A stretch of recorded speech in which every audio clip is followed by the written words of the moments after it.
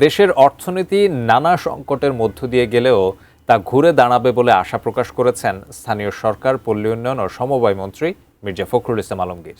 বলেছেন, অর্থনীতি পুনর্গঠনের পথে পোশাক শিল্প গুরুত্বপূর্ণ ভূমিকা রাখবে। শুক্রবার রাজধানীর একটি হোটেলে Bangladesh apparel general managers association BAGM এর বার্ষিক অনুষ্ঠানে একথা বলেন তিনি। অনুষ্ঠানে পোশাক শিল্পের সম্ভাবনা, চ্যালেঞ্জ এবং ভবিষ্যৎ পরিকল্পনা নিয়ে আলোচনা করেন খাত সংশ্লিষ্টরা। স্থানীয় সরকারমন্ত্রী বলেন, শহীদ রাষ্ট্রপতি জিয়াউর রহমানের হাত ধরে শুরু হওয়া পোশাক শিল্প আজ দেশের অর্থনীতির অন্যতম শক্তি। বিগত সময়ে বিপুল সম্পদ পাচার সহ নানা কারণে অর্থনীতি বড় চ্যালেঞ্জের মুখে পড়েছে জানিয়ে তিনি বলেন, দুর্বল অর্থনীতিকে শক্তিশালী করা কঠিন কাজ, তবে সম্মিলিত প্রচেষ্টায় তা সম্ভব। বিদ্যুৎ ও গ্যাস সংকট এবং উচ্চ সুদের হার উদ্যোক্তাদের জন্য বড় চ্যালেঞ্জ বলে স্বীকার করেন তিনি। বলেন, এসব সমস্যার সমাধানে উদ্যোগ নেওয়া হবে।